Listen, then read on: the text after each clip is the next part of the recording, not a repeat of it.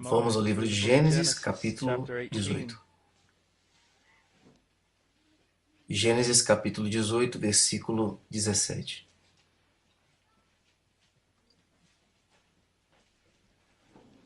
Genesis chapter 18, verse 17. The Lord said, "Shall I hide Disse o from Senhor: Abraham what I ocultarei a am Abraão o about que to estou do, para since fazer, Abraham will surely become visto a que Abraão great and virá a mighty ser uma grande e nation, poderosa nação, and e in nele him serão all the benditas nations of the earth will be blessed. todas as nações da For I terra. have chosen him so that Porque he may eu o command escolhi his para que children and his ordene household sobre os meus after filhos e a him sua casa to depois keep the way dele, of a the fim de que Lord by guardem o doing caminho do Senhor righteousness e and pratiquem o justice, juízo e a so that the justiça, Lord may bring para que o upon Senhor faça Abraham vir sobre what he has Abraão o que spoken tem about falado a him." seu respeito. Here we see the Aqui great nós vemos as promises grandes of God with promessas regard to de Deus Abraham, em relação a Abraão, in time with e em regard to tempo the com nation of Israel. relação à And I nação de want you to Israel. see in the midst Mas eu of quero que você this veja, em meio a God's isso, a preocupação de concern Deus for the com a family. família, com God's a concern família for de the Abraão. family, Abraham's family. Verse 19, "For I have Versículo chosen him." 19, porque eu o It doesn't escolhi, não say diz so that para he que might ele evangelize evangelize the as nations. nações. Não diz para que ele It doesn't seja say so that he might be a great um church grande planter. plantador de It says, "I igrejas. have chosen him Diz, eu o so that he escolhi may para que command ele his children ordene a and seus his filhos e a household sua casa after depois him dele, to keep the a way of fim the de que Lord guardem o by caminho doing do Senhor righteousness and e justice." pratiquem a justiça e So o he has juízo. commanded Assim ele o tem him ordenado cuidar to de uma care família. for a family. E And o the impacto de impact cuidar of caring for a de uma family família is é absolutely phenomenal. absolutamente And fenomenal. it is E é important before God. importante diante Now, de Deus. there are many Ora, people existem who muitas are so pessoas involved que in estão tão ministry, envolvidas com o so ministério, involved in tão things such as envolvidas com that, in the coisas name of Jesus Christ, that they que have dizem little que é em time nome for de their Jesus, que family. elas têm pouco tempo para a sua família. They are Elas estão deceiving enganando themselves, a si they are mesmas. in sin, Elas estão and em they are pecado. hurting the Elas estão family. ferindo a sua família. Let me ask you a Deixe-me fazer question. uma pergunta. Is there anyone Existe alguém no Velho in the Old Testamento Covenant more important mais than importante Moses? que Moisés? Not really. Na You think verdade, about the Old não. Covenant, Você pensa no Velho you think Testamento, about você Moses. pensa em Moisés. Do you think that Você there's acha que existe anybody alguém aqui nessa here in this sala room that's going to have a que ministry terá um with ministério more com impact than mais Moses? impacto do que God sent Moisés? Moses down to Deus Egypt enviou Moisés to ao deliver Egito a para people. libertar um povo. His Todo entire o seu plano redemptive redentor para plan for Israel Israel is founded upon this estava man, baseado Moses. nesse homem, He was very, very Moisés. important, Ele and I era doubt very extremamente importante seriously e eu whether duvido any of seriamente que us will algum de have such a nós ministry. venha a ter um ministério como o dele. But as Mas Moses quando was Moisés headed toward foi Egypt para o Egito to para fazer do a vontade de God's Deus, will, God met him in the Deus o way encontrou to no kill caminho him. para matá-lo. E And por que why ele did quis he meet matá-lo no him in the caminho? way to kill him? Because he had not Porque ele não circumcised his tinha son. circuncidado seu filho. He Ele had não tinha not done the cumprido duty aquilo que era o of a seu dever, father de um pai to his para com o children. filho.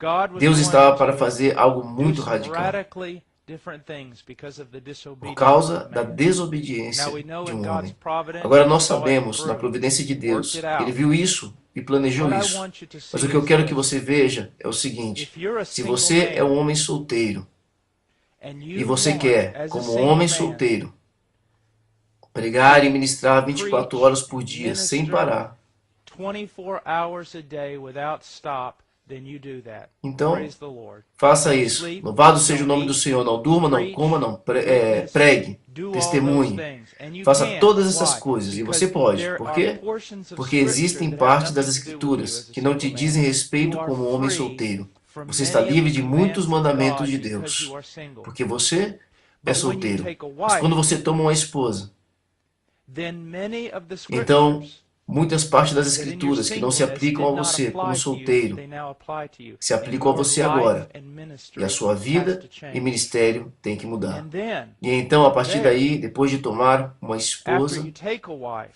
you are still você free ainda from está certain livre de commands. certos Why? mandamentos. Because you do Por not have quê? children. Porque você But não tem when, filhos. Mas in quando na God's sua providence, providência He Deus gives te you dá children, filhos, then your life então a as a sua vida de couple casado must deve mudar. change. In the West, No Ocidente, nós we are estamos seeing the vendo a disintegration desintegração of da the family. família.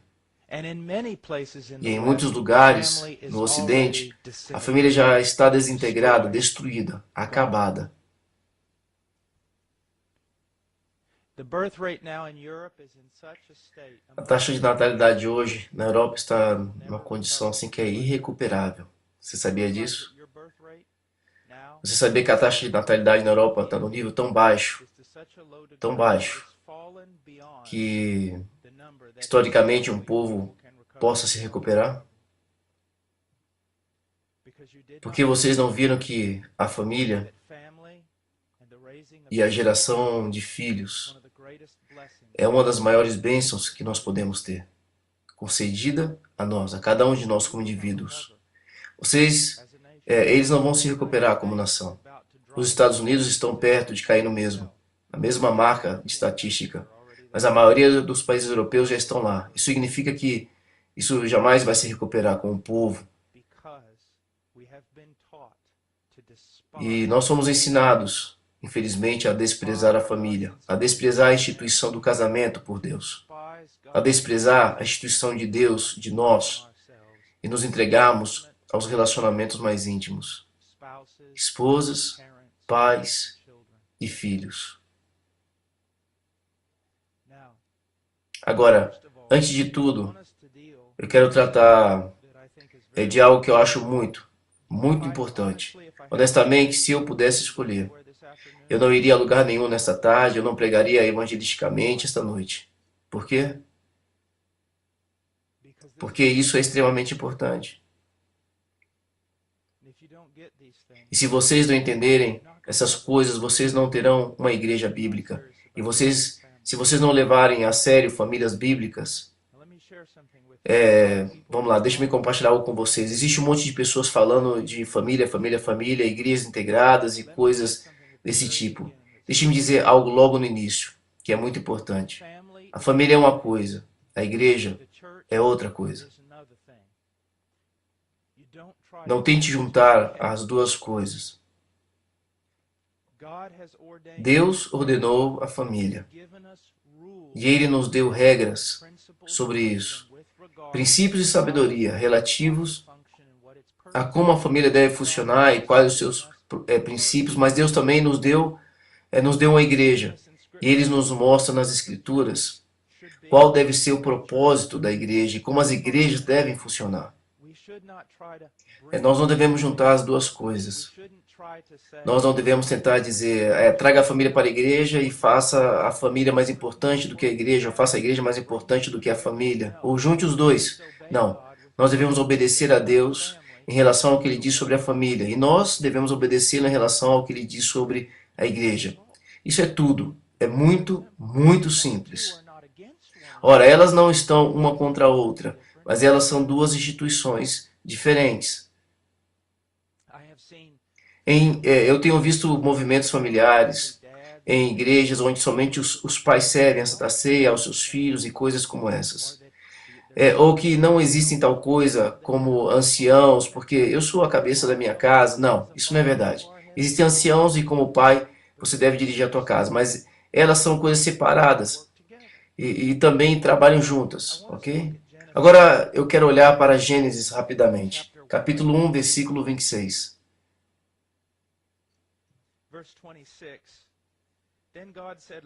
Também disse Deus, façamos o homem à nossa imagem, conforme a nossa semelhança, tem ele domínio sobre os peixes do mar, sobre as aves dos céus, sobre os animais domésticos, sobre toda a terra e sobre todos os répteis que rastejam sobre a terra.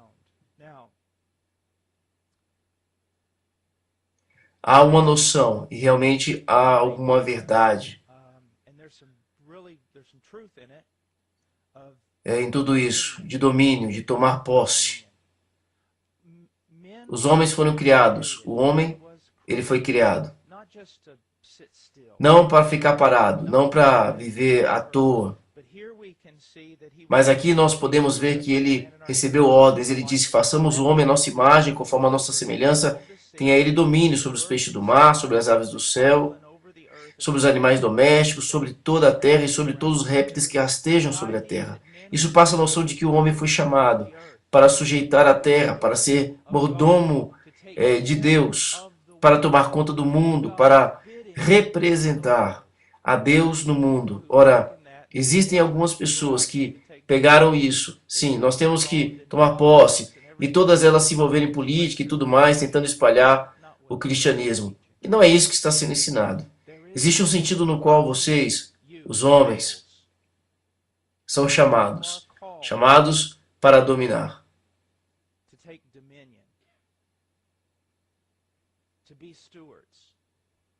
para serem mordomos sobre esta terra. Mas como que isso deve ser feito? Isso sempre deve ser feito através da promoção do reino e da vontade de Deus. Como homens, nós devemos ter um propósito. E o nosso propósito é estabelecido por Deus em ser um homem perfeito, Jesus Cristo. Isto é visto claramente no seu modelo de oração em Mateus 6. Ele diz ali, Pai nosso que estás nos céus, santificado seja o teu nome, venha o teu reino, seja feita a tua vontade na terra, e assim como ela é feita no céu. Senhor, toda vez que alguém olhar para a sua vida, é isso que eles têm que ver. Como homem, quando eles olham em seus olhos, é isso que eles têm que ver. Você é um homem consumido pela paixão. De que o nome de Deus ele seja santificado. Que ele seja separado como especial e único em toda a terra. Você está trabalhando pela vinda do seu reino e pelo avanço da sua vontade dele neste planeta. Você não está ocupado com você, você está ocupado com seus próprios sonhos. Você não está ocupado com seus próprios planos. Você não está ocupado com as suas necessidades. Você não está ocupado com o que você quer. Você está ocupado com ele e em fazer a vontade dele. Você é um servo de Deus, chamado para ser um mordomo. Você entende isso? Ora, por que eu estou ensinando isso em relação à família? Bem, na família existe algo chamado encabeçamento.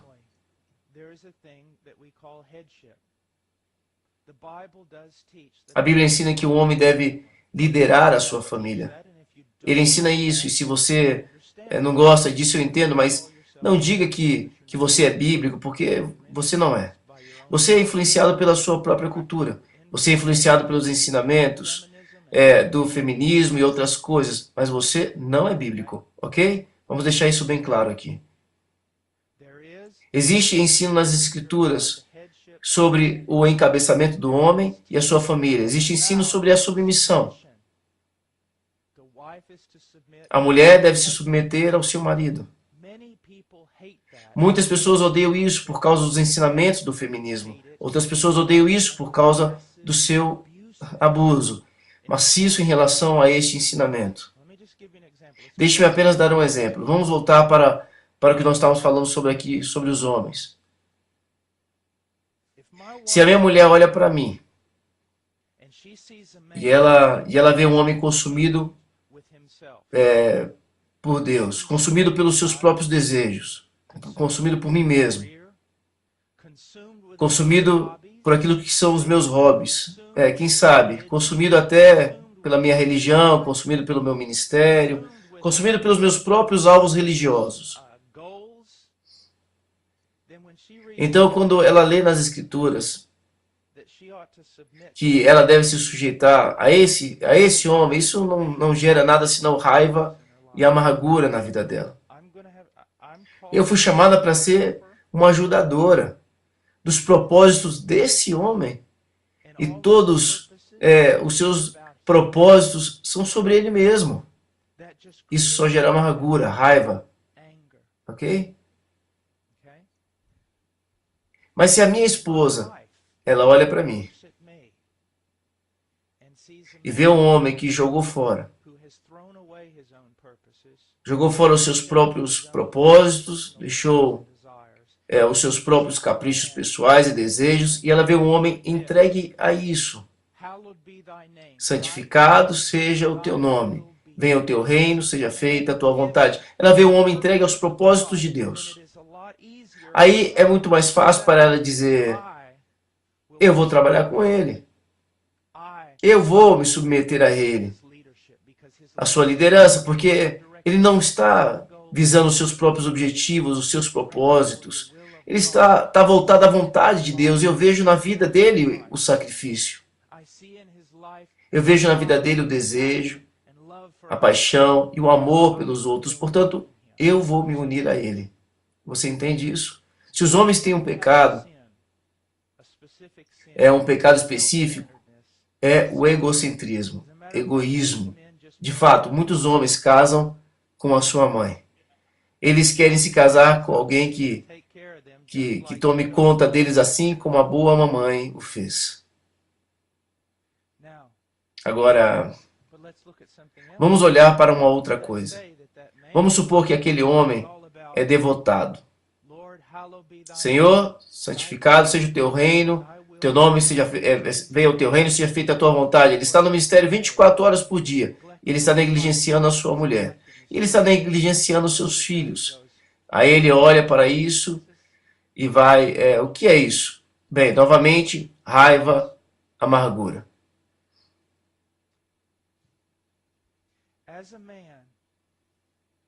Como homem, a minha vida deve ser voltada para santificado seja o teu nome, venha o teu reino, seja feita a tua vontade. Mas o meu ministério de ampliação da vontade de Deus na terra deve ser delimitado por círculos concêntricos. Venha o teu reino, seja feita a tua vontade. Antes de tudo, é claro, em mim. Se eu quiser ser um servo útil do Deus Altíssimo, o reino dele tem que vir em mim. A vontade dele tem que vir em mim. Eu devo ser conformado à imagem de Cristo. Eu devo trabalhar no ego, a fim de me tornar um servo útil. Até o grau em que eu me conformo à imagem de Cristo, meu caráter deve mudar. E eu preciso aprender a viver conforme os princípios de Cristo. Ele não veio para ser servido. Ele veio para servir. Se o grão de trigo cair na terra e não morrer, ele fica só. Mas se ele morrer, dá muito fruto. Viver a vida de cruz sacrificial de Jesus. Cristo. Aquele que desistir da sua vida. Então, quando eu falo, venha o teu reino, seja feita a tua vontade, eu não posso estar tentando sair e ampliar o reino em vários lugares, quando o reino não está sendo aplicado em mim. Trazer o cristianismo sobre uma pessoa quando eu mesmo não vivo os princípios do cristianismo. Viver a vida cristã radical não é cantar hinos ou vestir uma camiseta com um versículo nas costas. É morrer para o eu, para servir aos outros. Mas onde começa esse serviço? Para mim, ele começa com a minha esposa. Ele não começa com cidades perdidas. Ele não começa com países onde o evangelho não é pregado. Como homem que na providência de Deus agora é casado. O meu primeiro ministério ao lidar com a minha própria conformidade, a minha própria necessidade de crescimento, é me voltar para essa mulher e ministrar essa mulher. Bem, como você vê isso agora? Bem, vamos falar sobre isso depois, mas eu não sou uma só carne com mais ninguém neste planeta. Eu sou uma só carne com a minha mulher. Ela é a pessoa mais importante na minha vida. Em relação às prioridades, ela é o ministério mais importante na minha vida. Vocês estão me entendendo?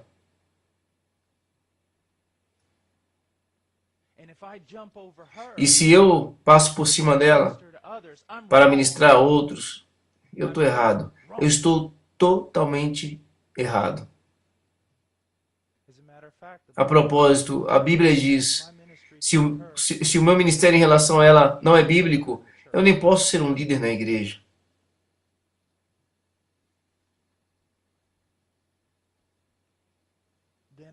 Então, depois da minha esposa, o meu ministério seguinte são os meus filhos. Os meus filhos. Que proveito há se um homem ganhar o mundo inteiro e perder a sua família? Que proveito há se um homem evangeliza o mundo inteiro e perde a sua família? Minha prioridade seguinte são os meus filhos. E isso não é uma decisão minha. Isso está na providência de Deus. A providência de Deus. Eu tenho uma esposa. E na providência de Deus, eu tenho filhos. E eu devo viver a vida cristã perante ela. E eu devo viver a vida cristã diante deles. E depois, a partir daí, vem o povo de Deus. O povo de Deus. Uma das coisas que as igrejas fazem, provavelmente mais do que qualquer outra coisa que eu já vi, é que elas, ouçam-me com atenção. Eu estou falando sobre homens sinceros fazerem isso. Elas matam o povo de Deus de fome, até a morte. E depois usam eles como escravos para promover o seu próprio reino.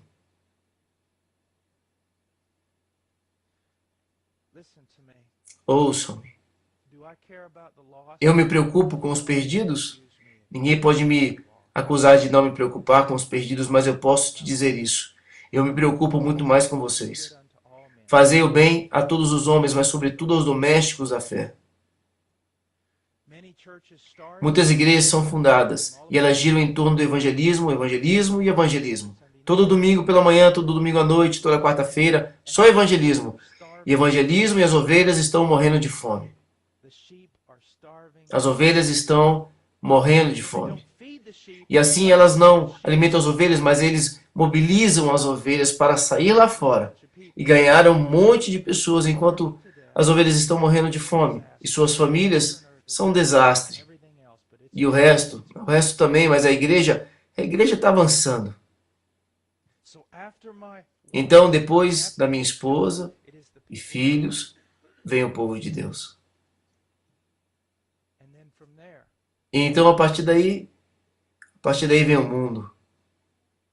Vem o mundo. Isso é extremamente importante. Agora, eu quero que nós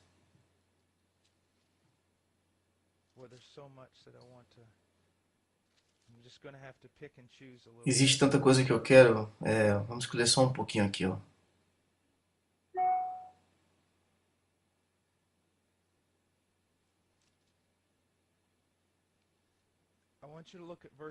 Eu quero que você olhe o versículo de número 18, capítulo 2. Eu acho que vamos por aqui. Então o Senhor Deus disse: não é bom que o homem esteja só. Bem, existem exceções. Jesus disse que há homens que se fazem eunucos por amor do reino. Parece que existem homens e mulheres que têm um dom. Eles não sentem necessidade de se casar. E isso é algo maravilhoso, mas, de uma forma geral, não é bom que o homem esteja só. Então não é só por causa do desejo sexual. Mas eu creio que existe um outro motivo. O casamento, provavelmente, é um dos maiores catalisadores ou instrumentos na santificação. Eu pensava que eu era espiritual. Eu quero dizer, eu pregava na selva, passava dias sem comer e tudo mais por amor a Cristo. Eu sou um homem espiritual. E eu me casei e descobri o quanto não espiritual eu realmente era. Um fedelho egoísta e imaturo,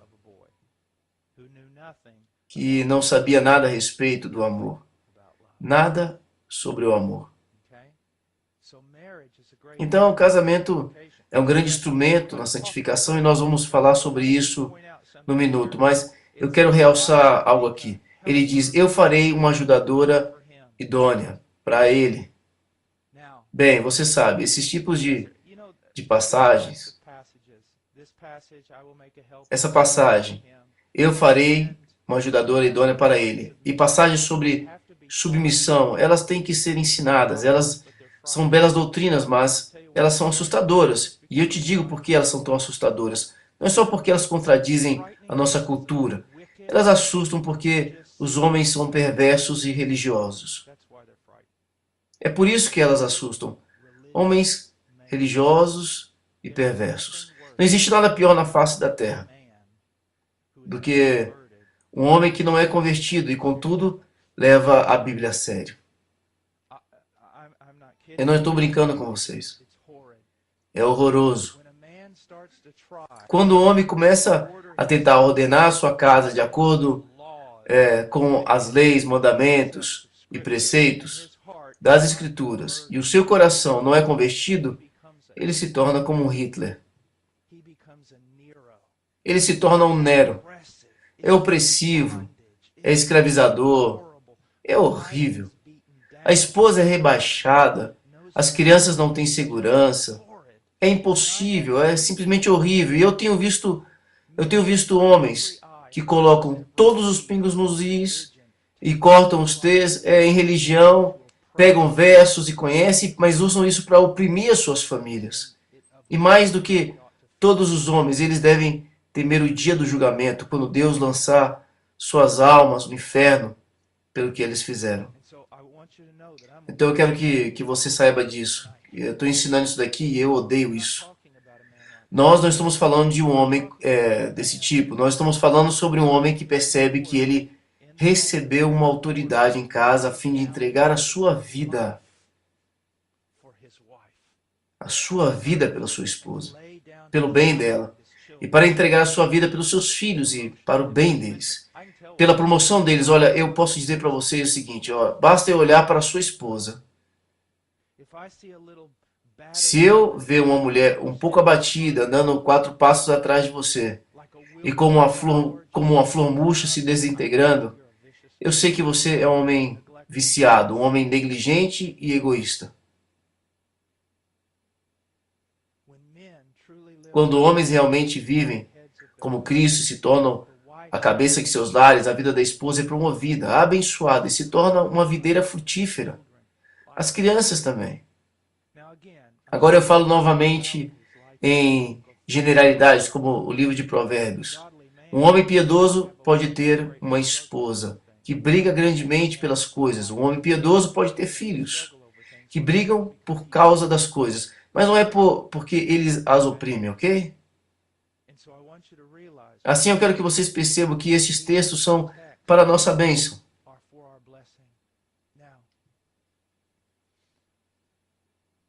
Bem, eu fui criado para liderar o meu lar.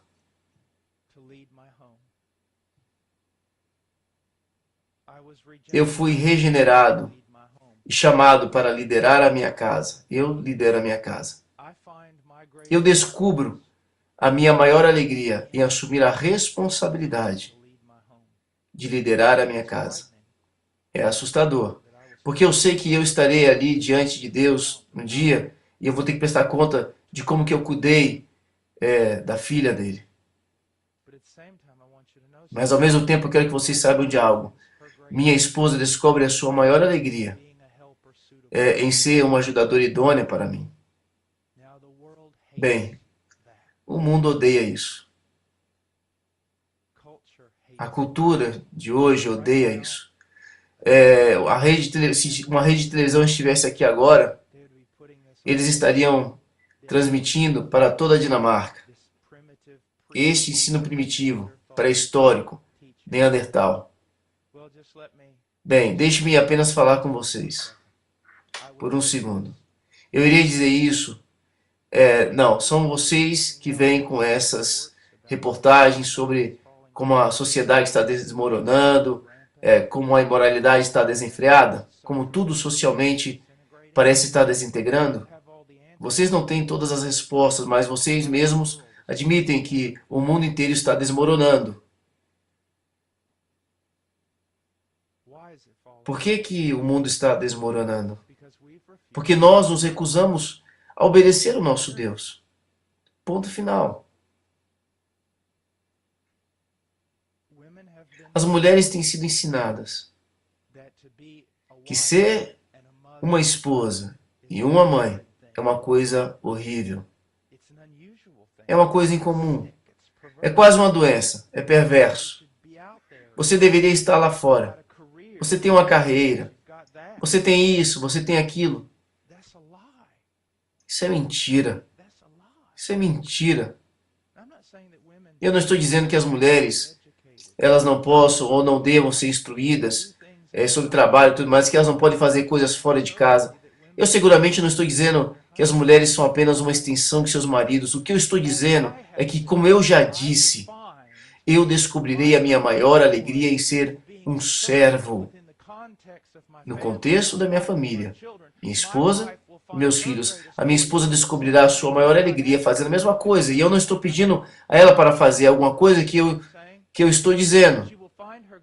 Ela encontrará a sua maior alegria promovendo o reino do céu. Através da sua família, assim como eu encontrarei a minha maior alegria fazendo a mesma coisa.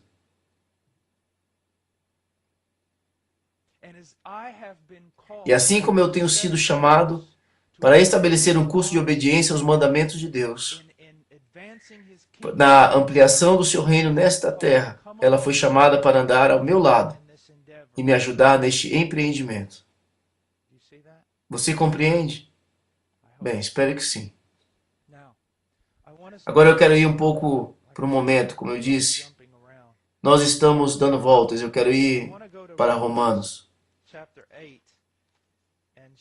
8 e mostrar para vocês o propósito do casamento. Romanos 8, versículo 28. Sabemos que todas as coisas cooperam para o bem daqueles que amam a Deus, daqueles que são chamados segundo o seu propósito. Porquanto, aos que de antemão conheceu, também os predestinou para serem conformes à imagem do seu Filho, a fim de que ele seja o primogênito entre muitos irmãos. Essa é uma das passagens mais importantes de toda a Bíblia em relação ao casamento. Vocês estão sentados aí pensando, o quê? Pois aqueles que de antemão conheceu também os predestinou para serem conformes à imagem do seu Filho. Qual o propósito do casamento? Muitos livros cristãos, mesmo sinceros, cometem um grande erro sobre isso. O propósito do casamento não é criar um pequeno céu na terra. Não é encher a sua vida de felicidade. Não é suprir todas as suas necessidades. Se eu supro todas as necessidades da minha esposa, é idolatria. Se ela supre todas as minhas necessidades, é idolatria. A minha esposa não foi criada para suprir todas as minhas necessidades e eu não fui criado para suprir as dela. É por isso que os casamentos desmoronam. Vocês esperam ser supridos em tudo. Elas não foram designadas para isso, e sim Cristo. As necessidades da minha esposa, somente Cristo pode fazê-lo. Somente Cristo pode suprir todas as minhas necessidades. Ora, qual que é então o propósito do casamento? O propósito do casamento é através dele. Através do casamento, eu e a minha esposa possamos nos tornar conformes à imagem de Jesus Cristo. Esse é o propósito do casamento. E se você entender isso, isso fará o seu casamento um casamento forte. Bem, eu fui chamado por Deus para o ministério da pregação.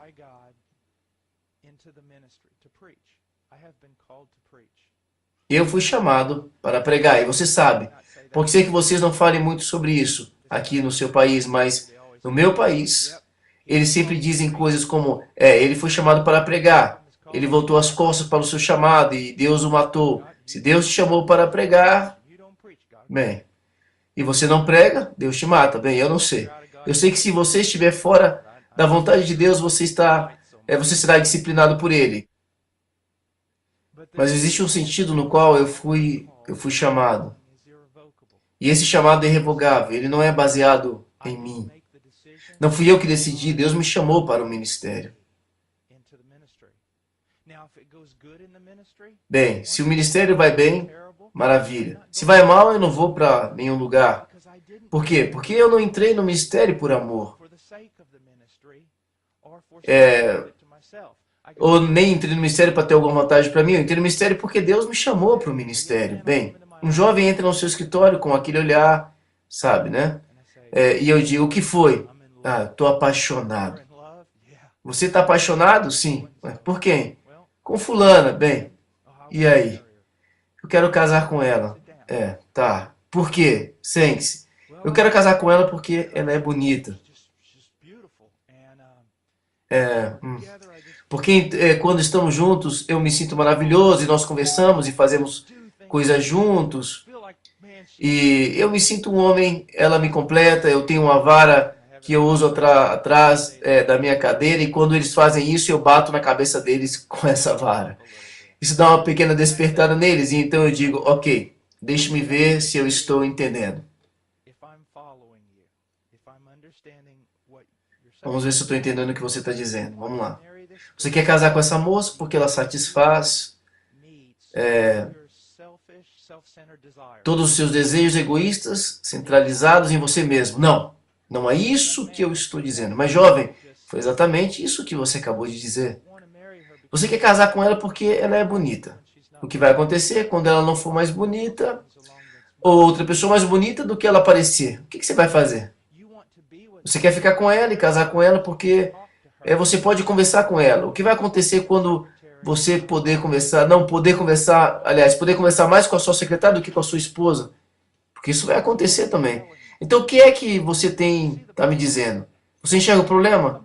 É por isso que as pessoas se unem em sociedades. Você consegue entender? Tudo isso provém dos desejos egoístas e autocentralizadores. E é por isso que os relacionamentos desmoronam. Você percebe que se você está numa cultura secular, você não tem nenhum outro motivo para estar com ela, a não ser que seja para o benefício próprio. Eu quero dizer, então, por que é que vocês se unem? Vocês não deveriam estar... você acha que ser um cristão radical é sentar no banco da praça e pregar? Isso é cristianismo radical. Quando você diz, eu vou me juntar a uma pessoa para o resto da vida. Quer obter algum benefício disso ou não? Porque Deus me chamou para fazer isso. Bem, porque eu estou casado com Cheryl Cadastro de Washer. Minha esposa é do Peru. Porque eu estou casado com ela? Bem, você quer uma base rochosa, sólida para isso? Isso não é todo o meu casamento, mas é a fundação dele. Eu estou casado com ela porque, da mesma maneira que Deus me chamou para o ministério e esse chamado é irrevogável, eu creio que Deus me chamou para entregar a minha vida por essa mulher, para entregar a minha vida a serviço da filha dele. Foi por isso que eu casei com ela. Você diz, bem, isso não é muito romântico. Eu não disse que isso é meu casamento, é a fundação dele, a base. Bem, veja, a minha mulher é bonita. Ela é um pouco vistosa. Porque ela é latina, mas ela é bonita. Vamos dizer que algum tipo de desequilíbrio químico estraga toda a vida dela e ela perde a sua beleza. Ou vamos supor que ela sofra um acidente e fique aleijada. Eu não vou a lugar nenhum. Por quê? Porque eu não casei com ela porque ela é bonita. Eu casei com ela por causa do chamado irrevogável da minha vida de entregar a minha vida por uma filha de Deus. Você entende? Você entende? Assim, o que acontece se no nosso relacionamento nós não conseguimos conversar muito? Você sabe, você atravessa aqueles períodos em que parece que você não está se comunicando. E não vou a lugar nenhum, porque eu não me casei com ela. É por isso. E eu casei com ela porque Deus me chamou. Então veja, todo o meu casamento, eu não respondo necessariamente, não respondo à minha esposa, eu respondo a Deus. Não importa, veja, bem, você sabe que eu não vou amar você como Cristo amou a igreja, porque você não me respeita. Se você não me respeitar, bem, quando você começar a fazer, eu faço também. Veja, eu não posso fazer isso, porque isso é Deus, vocês dois calem a boca. Eu ordenei a vocês entregar sua vida por ela, quer ela te respeite ou não, quer ela aprecie o seu, ou corresponda favoravelmente. É o seguinte, você obedece, vê, agora eu estou preso, quer dizer, Deus me prendeu aqui. Não há nada que eu possa fazer, não há nada que eu possa fazer, exceto obedecer mais a Ele.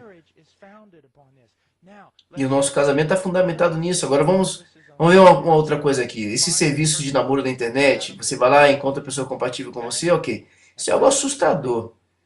Encontre a pessoa compatível com você, tá? Isso não é de Deus. Isso não é de Deus. Você diz, por quê? Porque geralmente Deus não faz isso. Eu quero dizer, eu acho que Ele pode, mas é muito raro. Eu quero amar uma mulher que ame tudo que eu amo. Você quer casar com uma mulher que ame tudo que você ama, para que ela faça tudo que você quer fazer. Egoísta. Deus, na maior parte das vezes, vai te dar uma esposa. Vai te dar um marido que não é compatível com você. E aí você, cara, então talvez eu devesse casar com ela, com ele. Mas veja, o mundo te diz exatamente o contrário, não é? Eles te dizem justamente o contrário. Por quê? Porque tudo o que o mundo vai te dizer seja egoísta e autocentralizador. Eles te dizem exatamente o contrário. Bem, olha o que vai acontecer. Deus vai te dar uma companheira que é forte em todas as áreas, aonde deve ser forte. De forma que você não será tentada além do que pode suportar. Mas Deus vai te dar um marido, uma esposa.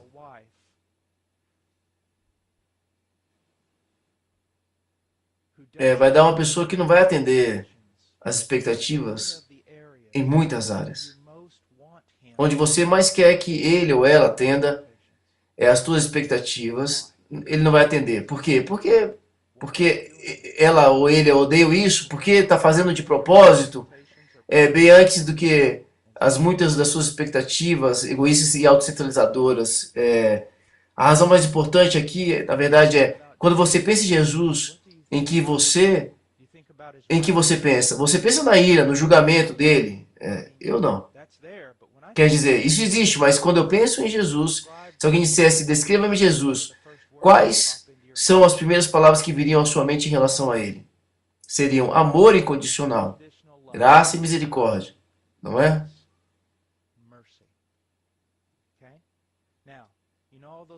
Bem, em todas aquelas orações que você faz, Senhor, eu quero ser como Jesus, eu quero ser conformado à imagem de Jesus, ok. Deus vai te fazer um companheiro. Um companheiro que não vai preencher todas as condições. Por quê? Porque se você estiver casado com uma mulher que preencha todas as condições que você precisa, você nunca vai aprender a amar incondicionalmente. Você entende isso que eu estou falando? Veja, o casamento, você tem que perguntar, tem que fazer a seguinte pergunta. E fazer a mesma pergunta para você. Em todas as coisas. Você quer ou não quer Deus? A maioria das pessoas, algumas talvez não, né? Mas veja, Deus, Ele quer que você se encaixe à sua conformidade. Você quer um casamento do tipo de fantasia, ou você quer um casamento do tipo de Hollywood, pelo menos aquele da tela, não da vida real, lá do cinema. Deus quer que você seja conformado à imagem de Cristo. É por isso que a maioria das vezes Ele vai te dar uma companheira que não satisfaz as tuas condições. E muitas vezes a condição mais importante para você é para que você aprenda a amar alguém que não satisfaça as tuas condições. Você aprende a praticar graça, favor imerecido derramado sobre essa pessoa. Você entende? Você realmente quer ser como Jesus? É disso que o casamento se trata. É isso. Ouça. É isso que faz dela algo tão maravilhoso, tão real. E faz disso algo tão forte. Na Dinamarca, eles se unem. Então, cara, essa pessoa não é o que eu pensava, não é compatível comigo, eu preciso buscar minha alma gêmea. Eles estão dizendo, essa pessoa não satisfaz os meus desejos autocentralizados, meu egoísmo. O cristianismo entra nesse relacionamento e com essa pessoa. E quando as coisas ficam maravilhosas, e o casamento pode ser maravilhoso, e existem momentos em que ele é maravilhoso, e você diz, uau, isso é bom. Mas naqueles momentos de conflito, você é abalado, você não fica pensando que cometeu um erro, a pessoa errada. Você sabe que esse é o propósito. Esses pequenos conflitos Essas coisas que acontecem de forma que você vai aprender a conformar a sua imagem, não a sua própria imagem, mas você vai aprender a amá-la. Você vai aprender a amá-lo. O negócio é o seguinte, você pode tentar o dia todo fazer a sua esposa igual a você, ou você pode tentar fazer o seu marido igual a você. Isso não vai acontecer. O que vocês dois têm que fazer, ter como foco, tem que se tornar semelhantes a Cristo. É como a roda de uma bicicleta. Elas nunca se tocam. Este raio está direcionado para o eixo e este raio está direcionado para o eixo. Os dois se unem à medida que a minha esposa e eu somos pessoas muito, muito diferentes. Muito diferentes. Mas à medida que ela está voltada para Cristo, a conformidade com Cristo, e eu estou voltando em direção à conformidade com Cristo, nós nos unimos. E a diferença em nossas vidas tem sido usada por Deus para me mostrar como eu realmente sou diferente de Cristo. Vou te dar um exemplo. Isso me deixa um pouco sem jeito. Vou te contar, mas vou te contar. Quando eu me casei, eu achei que eu e a minha esposa seríamos como Batman e Robin. Você sabe, time lutando, unidos, saindo e testificando nas ruas e todos os tipos de coisas. Minha esposa, quando ela lê a Bíblia, é impressionante. Quer dizer, a mulher sabe. Ela só olha para a passagem e começa a falar um monte de coisas sábias. Ela consegue escrever e fazer muitas outras coisas, mas ela não fazia. E então, olha, você é tão talentosa, você está desperdiçando a tua vida. Por que você não faz isso? Por que não faz aquilo? Eu ficava tão frustrado. E um dia ela começou a chorar na minha frente e ela disse: eu apenas quero ser a sua esposa. Você entende isso?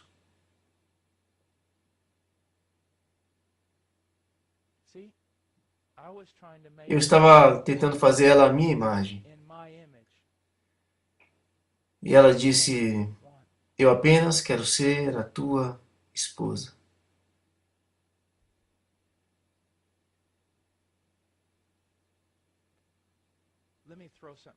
Deixe-me falar algo com vocês bem rápido. Esposas de pastores. Rapaz, se já existiu um rótulo que veio do poço do inferno, esse é um deles. A esposa de um pastor, esposa de um pastor. Agora, ouça, quando eu estava pastoreando e me casei com o Charo, e todo mundo dizia, ela é a esposa do pastor. Ela deve liderar as coisas femininas, ela deve fazer isso, ela deve fazer aquilo. E um dia eu tive que esclarecer tudo. E eu subi no púlpito e disse, olha, eu fui chamado para ser pastor. Eu não vejo nenhum lugar na Bíblia onde ela é chamada para ser a esposa do pastor. Ela é chamada para ser minha esposa, não de vocês. Ela deve ser uma cristã. Ela deve crescer em Cristo e ela deve ministrar de acordo com os seus talentos e o seu chamado. Ela não é uma pessoa com um chamado singular e tudo mais. Ela será piedosa como os cristãos devem ser piedosos. Ela será uma parte dessa comunidade. Mas não impede sobre ela algo que Deus não colocou sobre ela, tá certo? Ora, quando as pessoas encontram com a minha esposa, cara, é a mulher do Paul Washer. Você sabe, ela provavelmente ela prega nas ruas, faz todas aquelas coisas. Então eles realmente ficam desapontados. Porque o que a minha esposa faz ela vai para a igreja no domingo. Ela vai para a igreja na quarta-feira. Na internet, mulheres se correspondem com ela e pedem sua ajuda. Muito de vez em quando, ela faz uma conferência. Ela aconselha meninas, coisas desse tipo. Que vem até a nossa casa e tem necessidades. Mas o ministério da minha mulher, ela diz, mas meu primeiro ministério é o meu marido. E o meu segundo ministério são os meus filhos. Ela dedica toda a sua vida a isso. Esse é o chamado dela. É isso que ela quer fazer, ok? Bem, por que eu estou falando sobre isso? A sua esposa, se você está no ministério, a sua esposa não é uma extensão de você. Ela é chamada para ser sua ajudadora. Você tem ideia do quanto custa para, para uma mulher administrar uma casa inteira? Você tem ideia do trabalho da mulher em ajudar você com o discipulado dos seus filhos? Então, minha esposa ela está ensinando meus filhos todos os dias. É em tempo integral, trabalho em tempo integral, certo? Assim Deus une duas pessoas que muitas vezes não são compatíveis para que elas sejam conformadas exatamente à imagem de Cristo. E depois de anos você começa a ver a sabedoria em tudo isso, e isso é maravilhoso, é maravilhoso. Bem, deixe-me compartilhar algo com vocês sobre... Nós realmente ainda não tocamos em nada. Deixe-me compartilhar com vocês algo sobre esposa e filhos. Bem, essa é uma ilustração terrível e bastante chocante. E na realidade, provavelmente não vai acontecer, mas eu só vou usá-la para que tenhamos aqui uma ideia de como uma família deve ser. Se eu estou no barco com a minha família, esposa e meus 3 filhos, e eu sou o único que sabe nadar, e o barco afunda,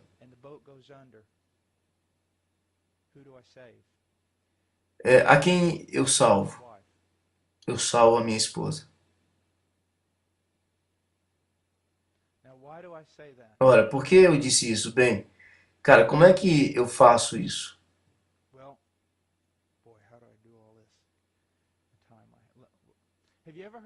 Você já ouviu antes a declaração: não existe amor como o amor de uma mãe? Você já ouviu essa declaração?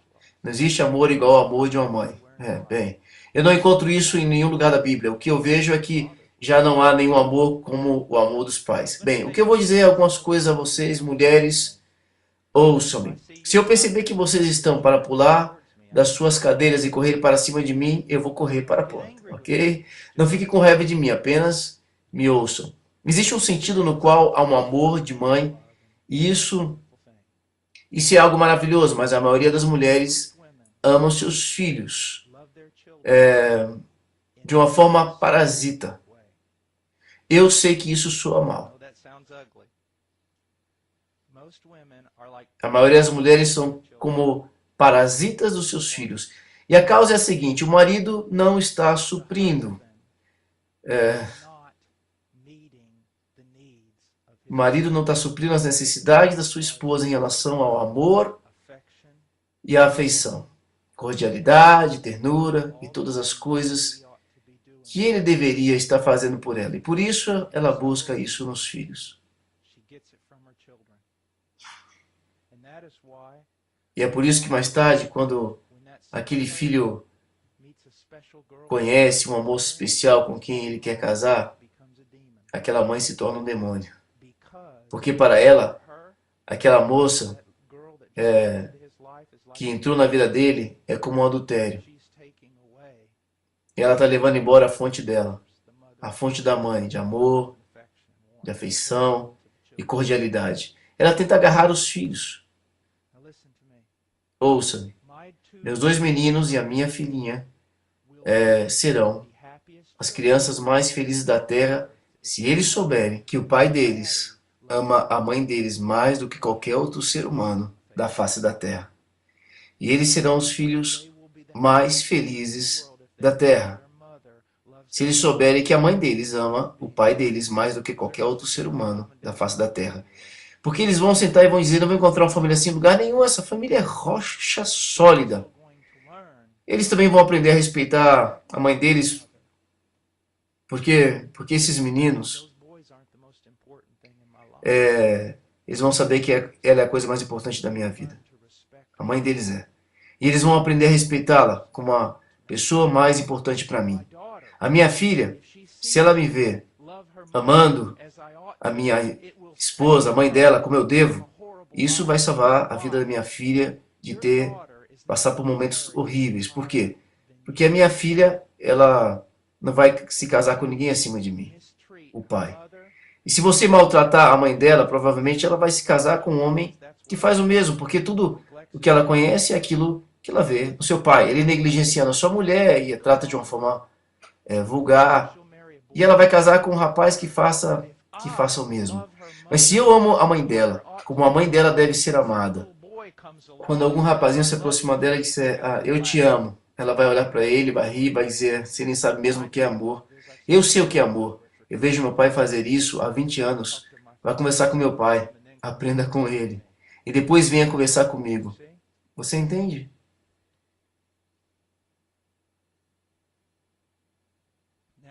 Bem, essas são apenas algumas coisas, mas nós ainda não entramos em coisas como filhos, o seu ensino, o seu treinamento.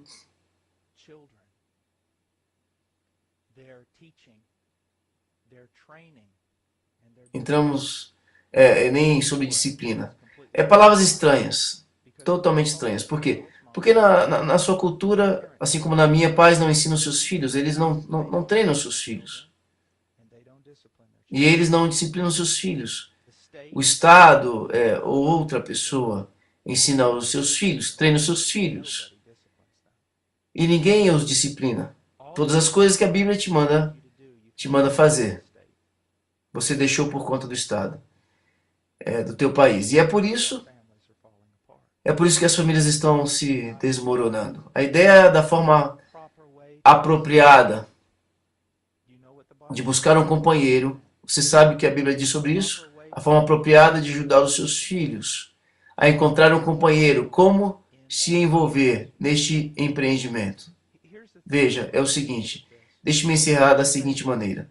Vamos dizer que você arrumou uma grande ferida sangrenta, bem na tua testa, tá? Apenas essa grande ferida, horrível. E você vem a mim e diz, irmão Paul, eu preciso de conselhos. Ok, eu arrumei essa grande ferida na minha testa, e eu finjo que eu não estou vendo, eu arrumei esta ferida. Na minha cabeça, e ninguém consegue descobrir de onde que ela surgiu. Você poderia orar sobre isso? Ver se o Senhor, ele te mostra alguma coisa. E eu digo, claro, você sabe, né? Então eu decido orar sobre isso e o Senhor diz, siga a pessoa durante 24 horas. Ok, então eu vou seguir você. Eu começo ao meio-dia e eu sigo você e de repente um sino. Toca 1 da manhã, ding, e você anda em direção a uma parede de tijolos e bam, você dá uma testada nela. E eu digo, ora, isso é interessante. Então, eu sigo você e às 2 horas da manhã o sino toca, ding, ding. E você anda em direção a uma parede, bang, bang. E eu sigo você então durante 24 horas, quer dizer, o tempo inteiro. E no meio-dia você já está assim, né? Quer dizer, o toque das 12 horas você está igual um pica-pau numa árvore, batendo a sua cabeça contra uma parede de concreto. Então você vem a mim no dia seguinte e pergunta, irmão Paul, o senhor mostrou alguma coisa do que você viu? Eu digo, sim, olha, eu não sou médico, mas eu acho que eu descobri qual que é o problema. Ah, e qual que é? Toda vez que o sino toca, você bate com a cabeça na parede. Ora, para de fazer isso e sua ferida vai sumir. Ele disse a Israel no capítulo 1 de Isaías, ele disse, desde a tua cabeça até a planta dos teus pés, não há em ti coisa sã. Por que você continua fazendo isso? O que estava acontecendo? Deus disse, faça isso. Eles disseram, não. Ou Deus disse para fazer aquilo?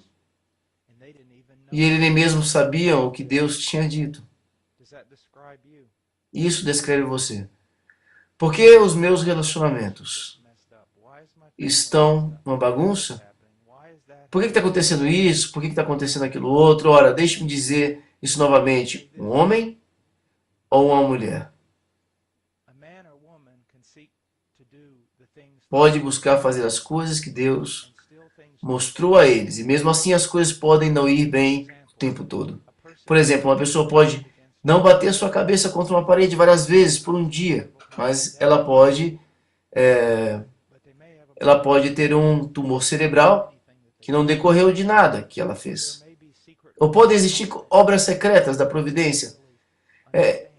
Eu não estou aqui dizendo a você que muitos professores fazem. Que se você fizer todas essas coisas diferentes, então a sua vida vai se tornar maravilhosa. Mas dizer o seguinte, você vai evitar muito prejuízo. E as coisas vão funcionar melhor. É como um homem que vem a mim e diz, eu tenho um problema, eu estou brigando o tempo todo. Realmente? Sim. Onde? Nos bares. Ok, pare de frequentar os bares e você não vai mais brigar. Isso não quer dizer que alguém não possa andar até você e dar um soco na sua boca numa esquina, mas ele vai se meter em muito menos brigas se ele não for mais nos bares. É a mesma coisa, você começa a aprender o que Deus diz sobre cada aspecto da sua vida e as coisas elas vão melhorar. Com certeza. Muito bem. Vamos orar. Pai, eu venho a Ti e peço que Tu me uses, que Tu uses tudo isso para ajudar o Teu povo. Em nome de Jesus. Amém. Rapidamente eu trouxe um livro aqui que realmente eu quero recomendar a vocês porque ele é bem equilibrado. Ele é chamado Ensine-os Diligentemente de Luiz Priolo.